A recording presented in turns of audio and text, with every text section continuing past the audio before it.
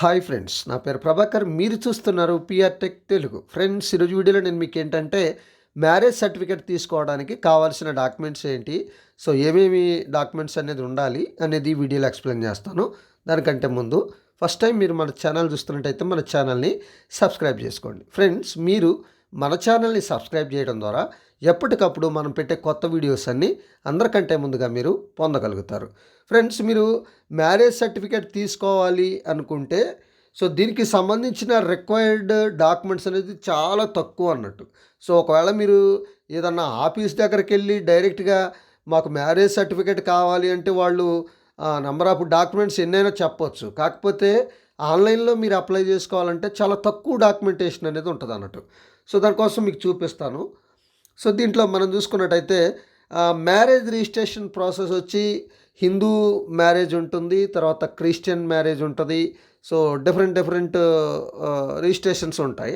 కాకపోతే ఏంటంటే దాంట్లో మనకి హిందూ మ్యారేజ్కి సంబంధించి జనరల్గా దాదాపు ఒక 70% హిందూ మ్యారేజ్ సర్టిఫికేట్ అనేది తీసుకుంటారు. క్రిస్టియన్ మ్యారేజ్ సర్టిఫికేట్స్ అనేది చాలా తక్కువ ఉంటాయి. కాబట్టి సో దాదాపు హిందూ మ్యారేజ్ సర్టిఫికేట్కి సంబంధించిన డాక్యుమెంట్స్ ఏంటనేది ఇప్పుడు మీకు చూపిస్తాను. సో అవి దాదాపు ఒకే పోలికగా ఉండొచ్చు. కాకపోతే సో ఈ ఎక్కడన్నా టెంపుల్లో కావచ్చు, లేకపోతే ఏడన్నా కళ్యాణ మండపంలో కావచ్చు, లేకపోతే రిజిస్టార్ ఆఫీస్లో కావచ్చు, ఇలా చేసుకున్న వాళ్ళు కూడా ఈ మ్యారేజ్ రిజిస్ట్రేషన్ అనేది చేసుకోవచ్చు అన్నట్టు. సో వీడియోని అయితే స్కిప్ చేయకుండా చూడండి. ఇక్కడ చూడండి, ఫస్ట్ ఆఫ్ ఆల్ అమ్మాయికి 18 సంవత్సరాలు నిండాలి, అబ్బాయికి 21 సంవత్సరాలు నిండాలి. తర్వాత దానికి సంబంధించిన వెడ్డింగ్ ఇన్విటేషన్ కార్డు ఉండాలి, అంటే శుభలేఖ ఉంటుంది కదా, అదొకటైతే ఉండాలి.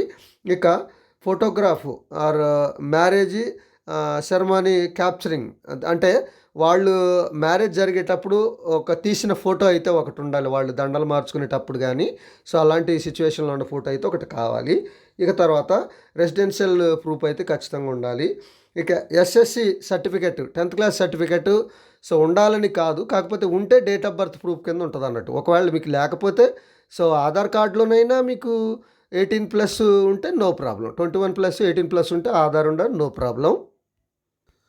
సో నెక్స్ట్ వచ్చేసి మనకి ఇక్కడ ముగ్గురు సాక్షులు ఉండాలి, విట్నెస్ ఉండాలన్నట్టు ముగ్గురు.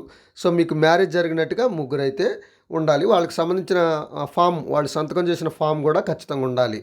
దాని తర్వాత 3 విట్నెస్ టు ఎక్కడైతే రిజిస్టార్ ఆఫీస్లో ఒకవేళ మీ పెళ్ళయి ఉంటే సో అక్కడ కూడా ముగ్గురు సాక్షికాలు సంతకం చేసిన ఫామ్ కూడా ఖచ్చితంగా మీరు సబ్మిట్ చేయాల్సి ఉంటుంది. కేవలం ఈ డాక్యుమెంట్స్ ఉంటే మీకు మ్యారేజ్ సర్టిఫికేట్ అనేది మీరు ఇంటి దగ్గర కూర్చొని తీసుకోవచ్చు. ఒకవేళ మీకు మ్యారేజ్ సర్టిఫికేట్ అనేది మాకు అప్లై చేసుకోవడం రాదు, మీ సేవలకే వెళ్ళాలంటున్నారు, సో మాకు కుదరదు, ఎలా మేము చేసుకోవచ్చా అని మీకు ఏదైనా డౌట్ ఉండి కామెంట్ సెక్షన్లో కామెంట్ చేయండి.